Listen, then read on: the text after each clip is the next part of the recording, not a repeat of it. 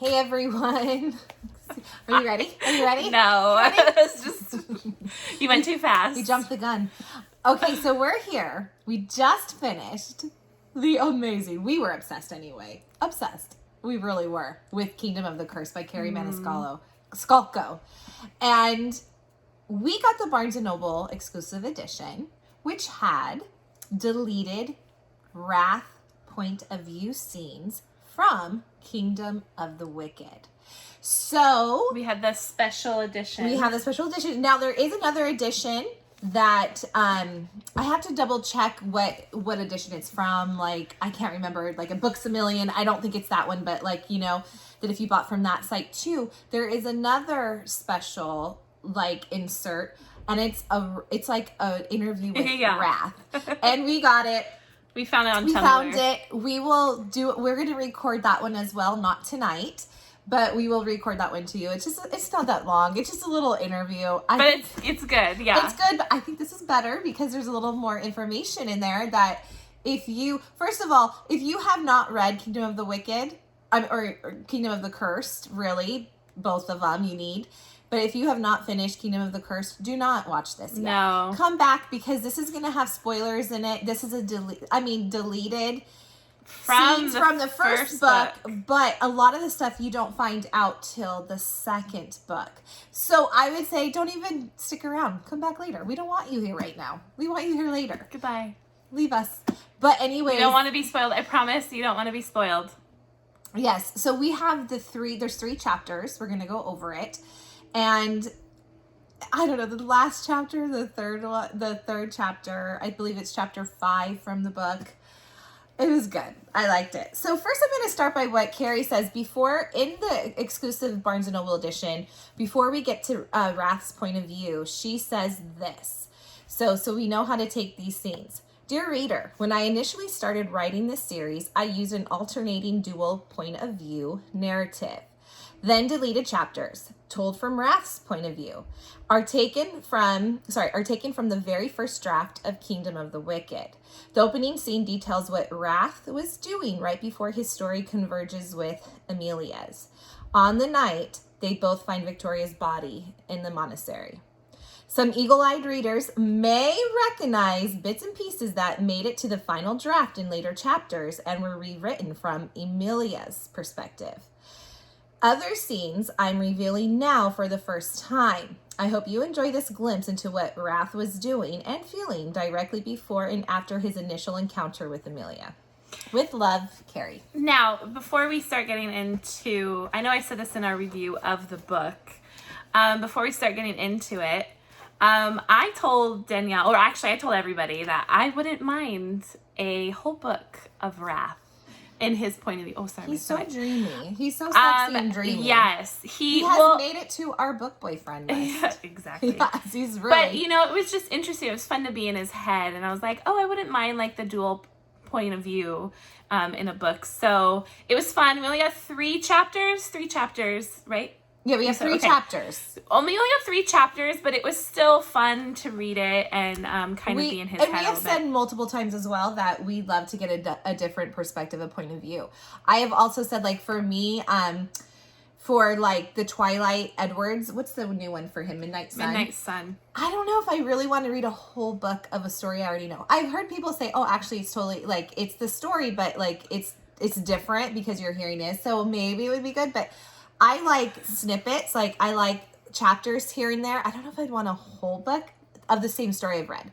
But he is so darn dreamy that maybe I would change my mind. Wouldn't care. I don't even mind if it's like a sequel to Kingdom of the Curse and it's just Wrath. You know, or a prequel. I would like perspectives. Okay, so this is from the Kingdom of the Wicked. So this is chapter 1, and it was originally chapter 1 of Kingdom of the Wicked. That's what she put in there. So this was originally the first chapter. Yes. Okay, so basically it starts off that Wrath and Pride are in the Pride's throne room. And as usual, you know, Wrath is always in his dark mood. So, which is, I mean, they all look hard. Yeah. Anyways, they are standing before a young woman laying on the altar and I have notes, guys, just so I could keep up. this time. The last time we did the Azrael, we did it off our head, and but we probably missed stuff, so I wrote it down. Okay, so they are standing before a young woman laying on the altar before the devil, her gown shredded to her thighs in a seductive manner. Now, it's interesting because they say the woman is laying before the devil, which we find out that Wrath is the devil. And before, it was like kind of between Pride and him. But it's funny, if you read that right there, it gives it, because it's more Wrath standing right in front of her. Pride is in there, but he is standing and she's laying before the devil. So there's like a little hint there that I took. She was a potential curse breaker who was slain a few minutes beforehand, and her heart was gouged out of her chest, which we know in this book, this is what's happening to a lot of these girls. Yeah. And all the women are very similar. All the women are being murdered were similar in features. They're beautiful, dark hair, dark eyes, heart-shaped faces, and tan skin. There was talk that these murders were from a lesser demon, since they would have something to gain from their death.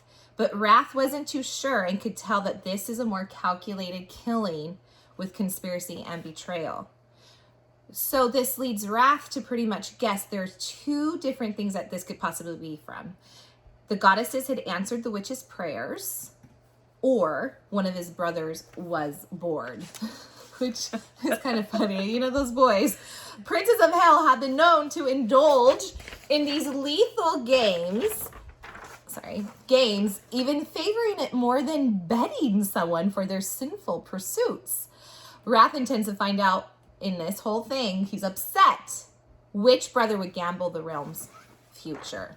So he's upset. Determined, yeah. He's upset. And now that we know who he is, he has to keep law and order. So he's like, you're messing with our realm's future. This is not going to happen. So he's like, I'm going to find out which one, if it is. There were some laws that even the princes of hell couldn't break or bend, and this could very well bring consequences, which I would really like to delve into that a little bit more. See, now this would be where a book on Wrath would be really cool, on the princes of hell. Yes. Like how they got there, because, you know, they had to, like, they kind of say that they, like, fight for that spot or, you know, whatever. And, like, what laws... You know, that's interesting to me. What laws and what kind of consequences? Yeah, like, so, what is it? Like, what could happen to you? Yeah, they're demons. You're they this can do all all-powerful, bad. You're this all-powerful God, like, well, demons, obviously. But, you know, like, what could happen to you? What's above you? What is that? Unless it's just the rules they set upon themselves and they have to punish themselves. I don't know. Yeah, I mean, that was pretty interesting to me. Oh. Okay, Pride asks, did the blood indicate any house? To which Wrath replies, nothing could be detected. I tested it myself. Which pretty much solidifies that a demon prince couldn't be responsible for the missing hearts. When a kill is fresh, a demon prince can gather clues from the spilled blood. Other demons often leave a faint imprint of themselves. And that was in the first book. I remember Wrath tasted the blood, right, with his finger. Yeah, and like all these things make sense. I mean, not that I was surprised that a demon would do that, but it makes more sense now. Like, oh, okay. There were rumors that greed and envy were responsible for Pride's wife and her sister's murders. Pride pretty much scorched the underworld, killed their lovers and lesser nobles to send a message. But once his blood cleared from his rampage, he sent others to search for answers and found nothing. He decided to get his vengeance for his lost love in a less aggressive way. Plus, this would avoid an internal war, which, you know, I guess you don't want that going on in hell. Instead, Pride decided he needed to break the curse. Pride studies books and, forgive me how to say this, grimoires? Like spell books, like grimoires. I think they're spell books. We don't know how to say it, remember? That he has stolen from legendary witches as if they were responsible for their predicament that they're in. Okay, so Wrath offers to Pride that he will collect the next soul. Pride is shocked and is wondering if he can trust Wrath to bring the next body to the royal house, which Wrath says he would. But Pride wants to know what personal gain Wrath would get out of helping him, which Wrath says in his head, like, you wouldn't know. It's very clear, like all the brothers know. Yes. So very few denizens in hell, did I say that right, Sarah? Yes. I think so. It is. And hell could buy freedom collecting souls. But Wrath has collected so many, so very few of them could buy freedom by collecting souls. But Wrath has collected so many over the years, he needed one more to settle his debt. Just one more. That's it. Then Wrath would be free to choose his own fate. He could stay and rule his royal house for eternity, or he could walk among humans without any time restraints. Now, a side note here, again, where it would be really cool to have a Wrath book, would be what debt exactly? What caused his debt? What, like, I want more information. She needs to do like a spin-off now. Well, I think she did really good world building in this, just because, you have the brothers, and then you have these curses. They're like, well, what's that? And like what you just said, like, why? Yeah. And why, what debt is it? Yeah, I want to know more. So she needs a spin-off now of, like how we're getting in the From Blood and Ash series, how we're tomorrow, which comes out, how we're now getting a spin-off of Nikos, and we're gonna Niktos and his consort. And we're gonna start to learn more, and it's probably gonna start to make more sense and tie in together. I want this now for this. Kerri, please, we're telling you, get on it. Most demon princes could visit the mortal realm now, but they couldn't inhabit it for more than a few hours without having to return to the underworld. If they did, their powers would start to diminish, leaving them vulnerable to attack. There is a way around this rule, but they required a blood bond given freely. And because of the curse, Pride could never leave. There was a time that Wrath was content with staying in the wicked kingdom forever. He enjoyed sex and all the sinful desires like lust, money, blood. But now he craved power, and he would lie, steal, cheat, murder for it. He even states if he hadn't already done it, he would sell his soul for it. I want to know why. Me too. I now want to know what happened that he sold his soul. And now he's trying to get out of debt. I have a few ideas, but we're saving those. We have theories we're going to be doing. But still. That's why I'm like this. We're not giving... I told Sarah, I'm like... She's reading it. I told Sarah, I said, listen, this is just strictly the deleted scenes from the first book. We're not giving any theories early. We can maybe give some tidbits of little things, but this is not that. Because you guys know me, I give away too much. So I just let her read all this stuff. So this is just the deleted scenes. Okay. Wrath finds out there's another potential curse breaker who is scheduled for collection that night. And this one seems promising. Pride tells him if Wrath makes sure she lives long enough to break the curse, freedom is his. Pride also states, one more thing. Don't think I've forgotten your situation, Wrath. If memory serves me correctly, you've got 6 months to secure your own house. You'll want to handle that before time runs out, even if you decide to leave. It would be a sin if you were to start from the beginning, especially this close to gaining your freedom. That was really interesting to me. It was, because I'm like, okay, starting over. But what, like, is that the only thing that will happen? Or what does this mean? Maybe his powers will diminish and he'll have to... Yeah, because he sold his soul. Yeah. So he has when he sold his soul, he's like, he has 6 months or maybe he had a certain longer time, but now he has 6 months left. Or maybe, was it 6 months from the beginning? I mean, I don't think it really states. I don't know. It just says you have 6 months left. I don't know. It's very interesting to me, and I want to know more. Like, we have to wait probably a year. Gosh darn. Yeah, about a year, because she got the other one out. I'm hoping less. About a year ago. Wrath and Pride held each other's gazes, and Wrath let loose some of his magic. The ceilings rumbled. Wrath mentioned that Pride's forgotten who he spoke to. So, which we know he's the devil. If you're watching these, you know he's the devil. So he has that power. It starts to rumble. Yeah, he's letting it flow. He's letting Pride have his pride and his acting, but he also is but he's saying, you watch out, boy. Like, you forgot who you're talking to, so yeah. You can say it, but you better be careful. I kind of want to see him like take revenge. Like, ooh, Be sexy. Okay. Wrath and pride held each other's gazes.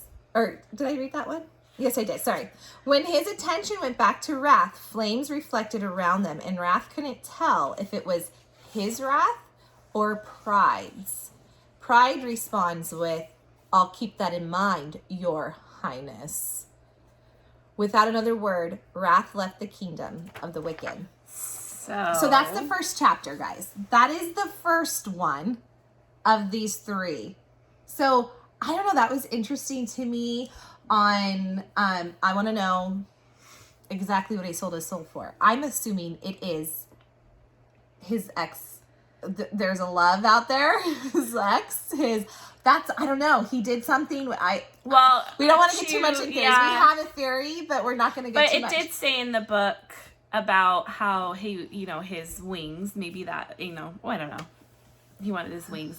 That's true. I mean, I'm not going to theories. I'm just saying that was in the book. Yeah, but I want to know now.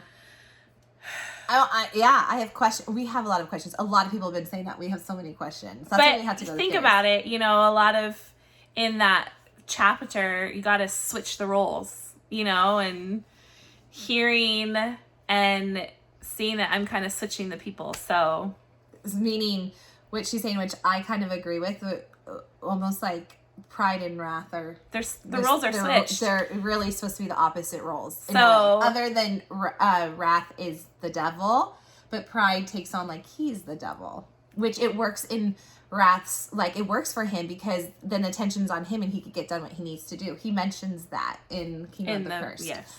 So I would agree. I kind of think the same thing, but we don't know. We're not getting into theories. We will do theories later. I know. We're not doing that. Okay. So now we're going to go on. Did you need to pause this video real quick and you want to go through this? Yeah, we'll see you in a bit. Okay, so now this is the second chapter of the deleted scenes, but originally chapter 3 of Kingdom of the Wicked. Of her original draft. Yes. Okay. So it is the Saint Festival of Saint Rosalia, which according to legend, she told her noble family to F off when they were forcing her into a marriage of convenience. She then chose to live her life alone and all on her own terms. Centuries after she died in a forgotten cave, her spirit found a hunter and she asked him to retrieve her remains. He carried her bones back to her plague-ridden city for a proper burial, and people who were in the path miraculously healed. And that's probably like a big thing to tell someone to F off. Like, especially because these books, like we don't know really what time era a lot of these books are. But like you could tell by certain things they say, like, clothing or whatever. But I always take it that these are kind of a twist of an older modern. Yeah. If that makes sense. But it's probably still set in a time fashion that you probably listen to what is told of you. Yeah. And to say, F off, I'm not going to do it. It's probably a big thing for someone to do. Takes a lot of guts. And then we find out she's a healer.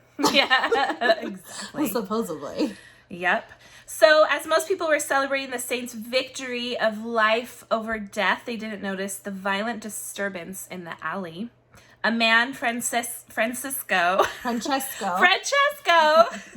was caught in a bit of a mess with Wrath.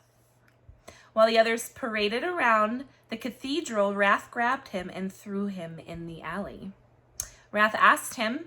I'd be like, yes, throw me in the alley. Take me, Wrath. What did I do wrong? Yes. Did I do something? What else can I do wrong for you to take me? Wrath asked him, who opened my letter and tried resealing it? You?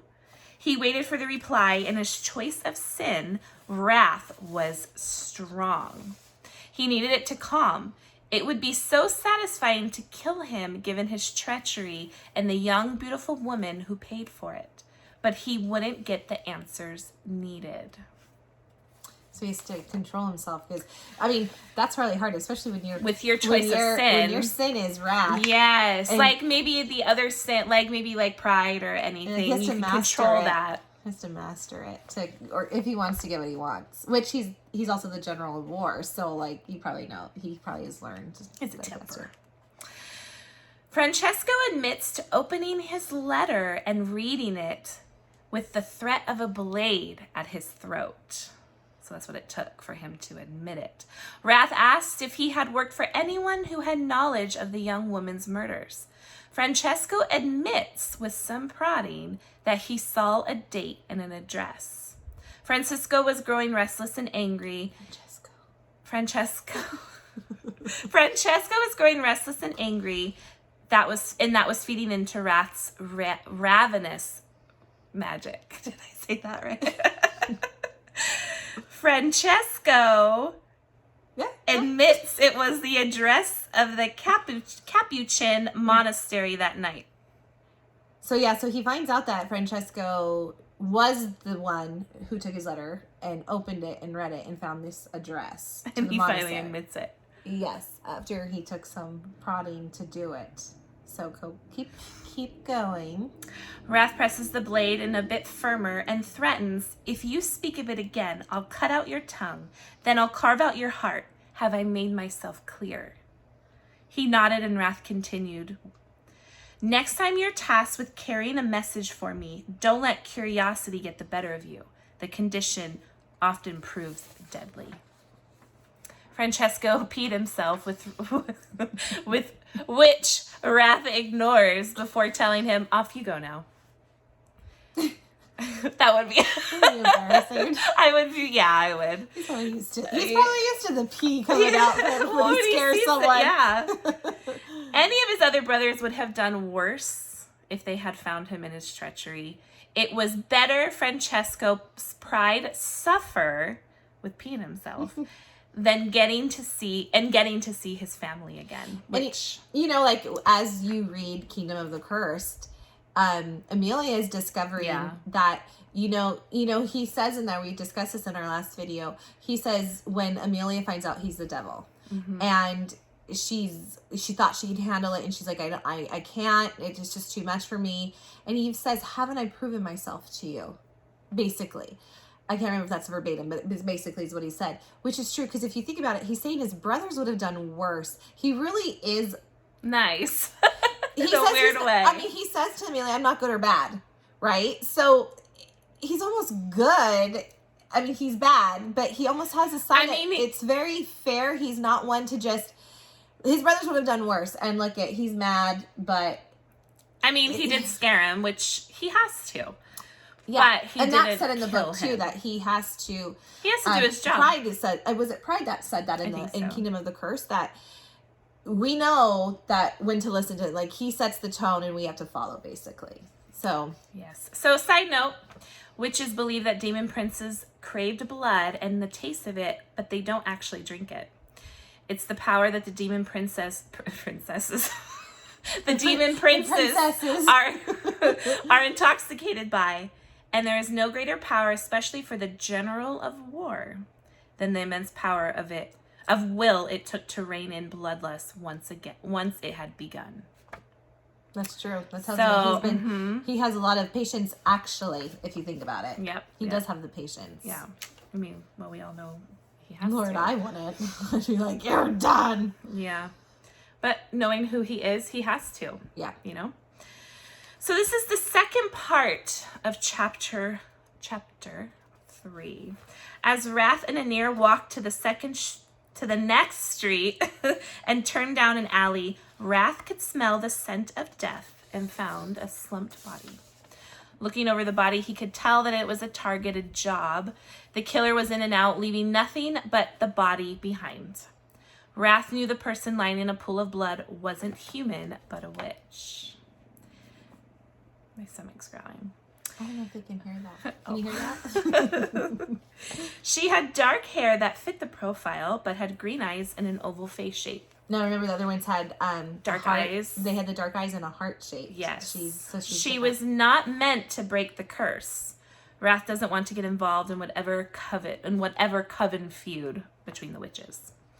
The only task he had to do was collect the young woman and escort her, per the terms of her bargain, to his realm. This way, he could settle House Wrath's future and collect on his own debt. Wrath tells Anir the monastery is 2 streets away, and he wants Anir to stay in the alley when they arrive, because at the festival, the Brotherhood's catacombs should be empty for a few hours. Wrath tells Anir to make sure they aren't followed. They will get the girl and transvino to the 7 circles. Why is it transvino? It's probably the Italian or something. Transport. If anyone approaches from the so-called holy order before Wrath emerges, he tells Anir to kill them. Which, I mean, yeah, they're not very good. Well, and he has to keep it secret. Exactly.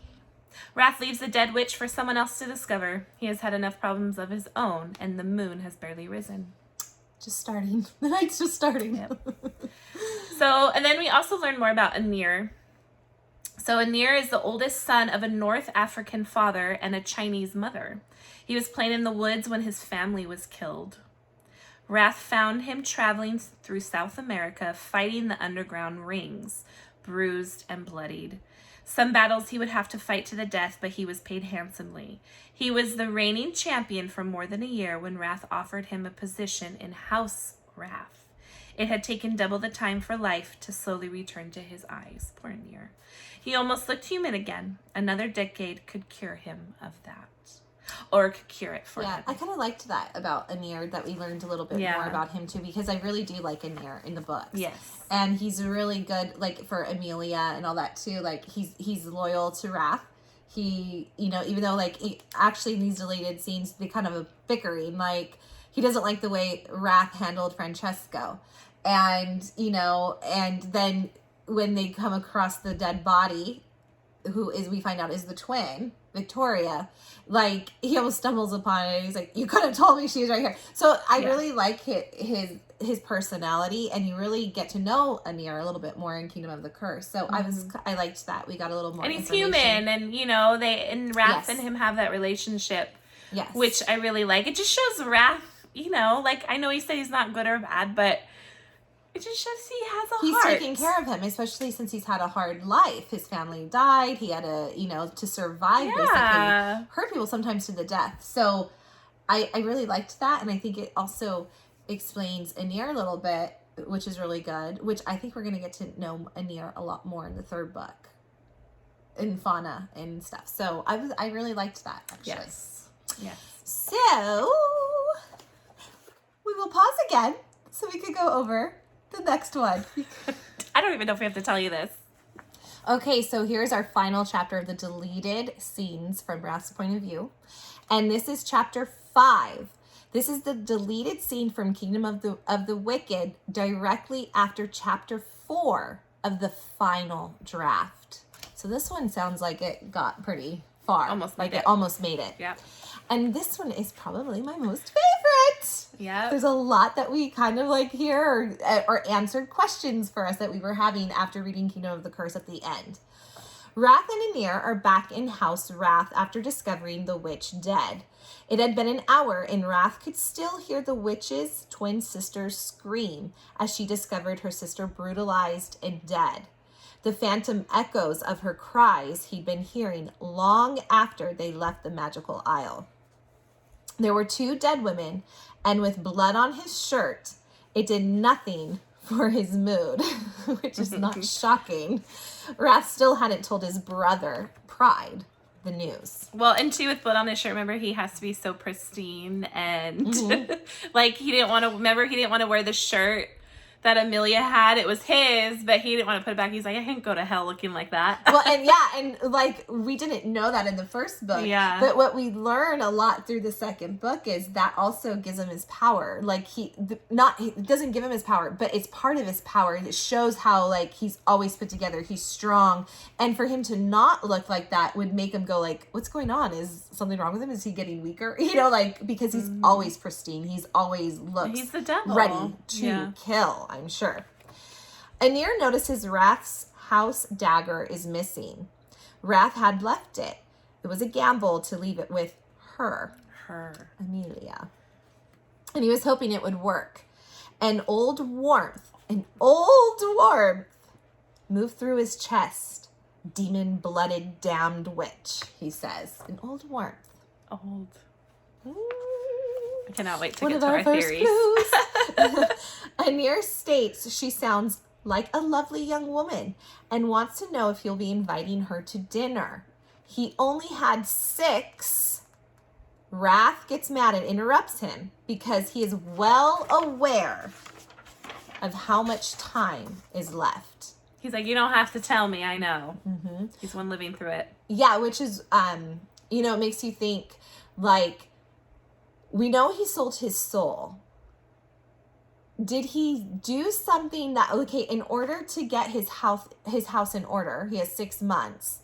Does he have to marry? Because, I don't know, because Anir says, are you going to be inviting her to dinner? You only have 6. So it made me think, like, does he have to, like, also settle, like, get married again and, like, as well as do others? I don't know. I don't know. Well, yeah, I mean, wasn't the betrothal was to him?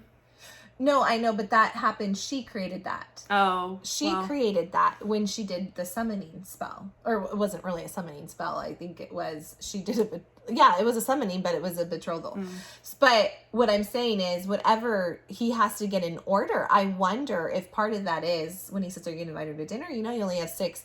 I wonder if he is supposed to marry and settle his house or something, like calm it down. I don't know. That's interesting.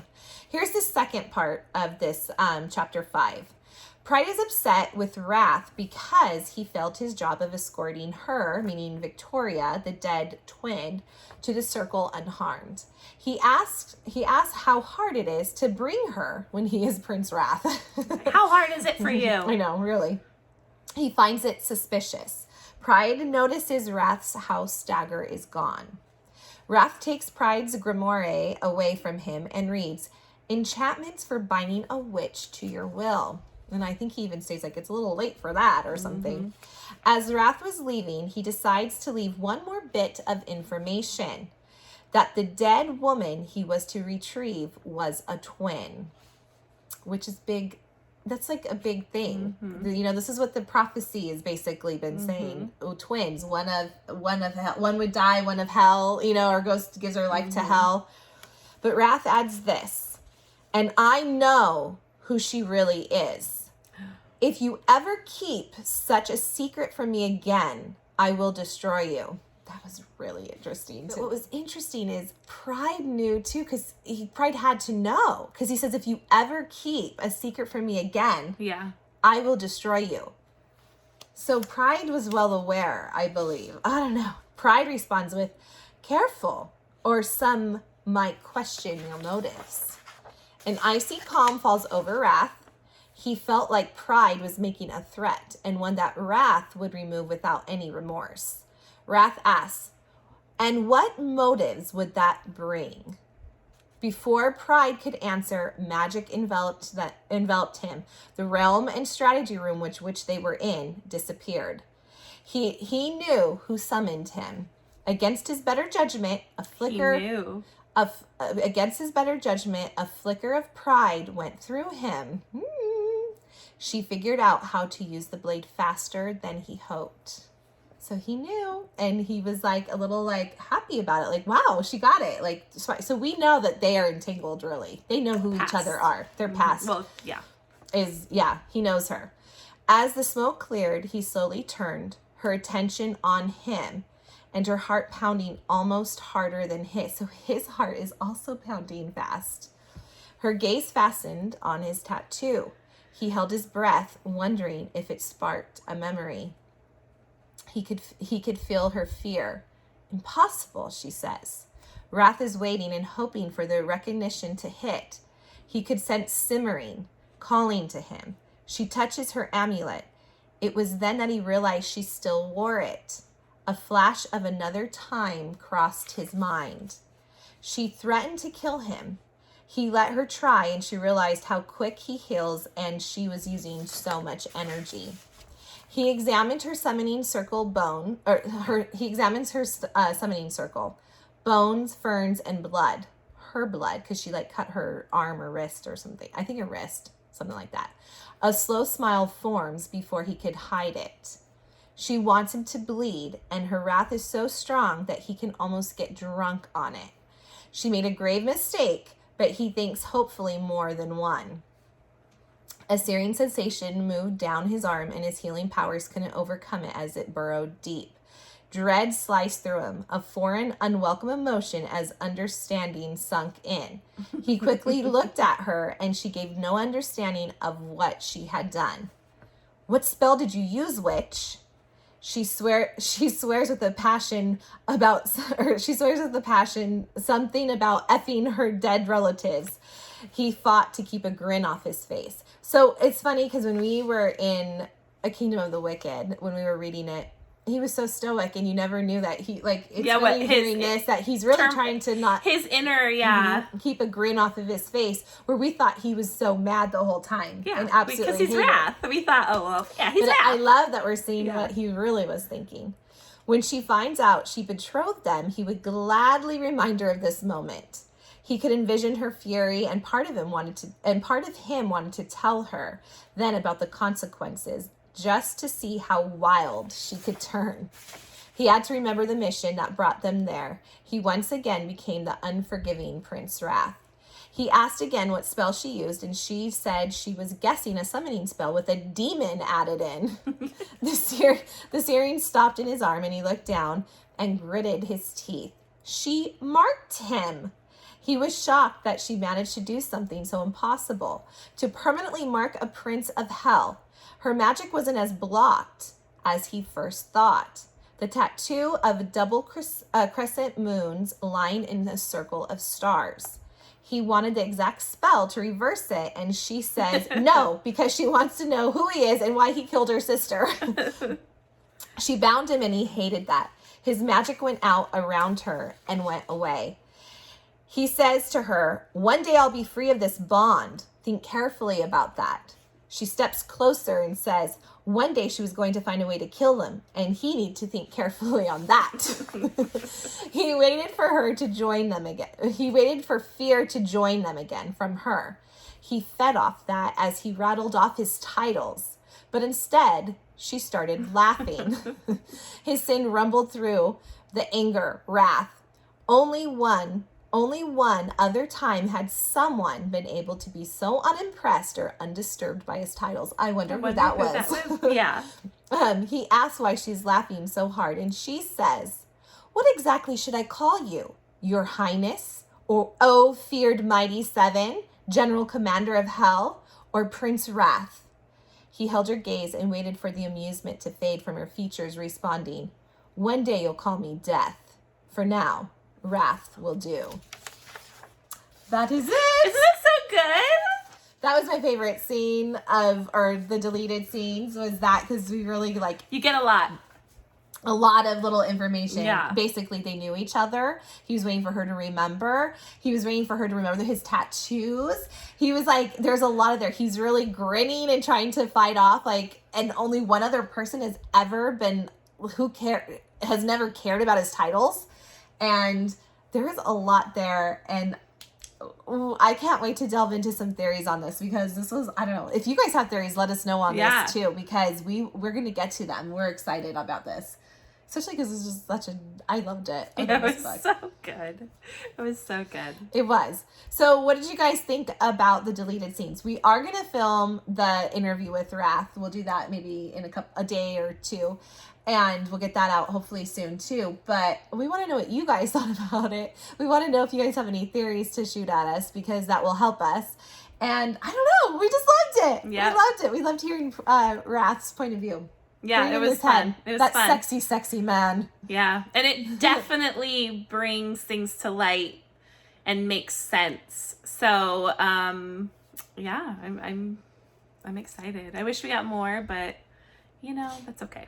It really gave me satisfaction after I read the deleted scenes. Already I loved the end book, but then I was like, oh, all these little things, it was, because the questions we had started to go, oh, he does know her, because we were going does he know her? Yeah. And then also oh, he does. So, it was so good. Anyways, guys, we would love for you to subscribe to our channel. We would love for you to like the video. We'd love that you guys write us and tell us things. If you have any theories, send them our way. We'd love to talk to you. It's really fun for us. We try to get back to you guys as soon as we can. Sometimes it takes a little bit longer, but Yeah. we try. We eventually get to everyone. But anyways, we would love to hear what you guys have to say. And we just had so much fun. This was, we loved it. We love this book, you guys. I know. And tomorrow we start, what's this book called? I want to call it An Ember in the Shadows, but that's not it. That's the Shadow in the Ember. A Shadow in the Ember. I can never get it right. Every time I search for it on Google. Because it's your other book by I know. Saba Tahir. An Ember in the Ashes. Yes. I'm thinking of that. So I'm like, oh wait, I can't find it. I'm saying it wrong. So we're just starting that. So we're excited about that. I'm excited. I'm still a little sad this one's over. I know, but hopefully we don't have to wait too long. I know. It was just so, I loved it. Anyways, that's it for tonight. We're good. We're done. We'll be back soon with Rath's interview and then hopefully getting some theories in soon. Anyways, that's it, guys. Have a good night. Bye.